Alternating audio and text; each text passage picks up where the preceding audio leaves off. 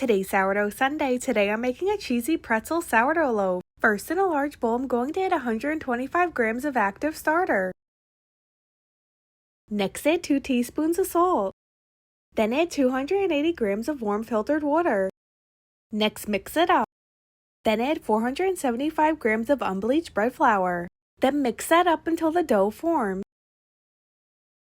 Then cover up the dough and let it rest for 30 minutes. After the 30 minutes, I'm going to add 4 ounces of cubed mozzarella cheese and 4 ounces of cubed cheddar cheese, and then I'm going to do my first round of 3 rounds of stretch and folds, which just means I'm going to lift up the dough and place it on itself and do it all the way around the bowl, and then cover up the dough and let it rest for 30 minutes in between each round.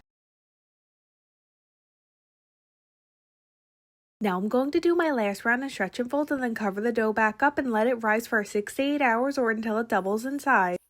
Now the dough has doubled in size, I added it to a flour counter, and now I'm going to press it out into a rectangle shape and then fold in each side and roll it into a ball and then place it into a lined banneton and cover it up and put it in the fridge overnight. Now the next day I have a large pot of boiling water. I'm slowly going to add a half a cup of baking soda.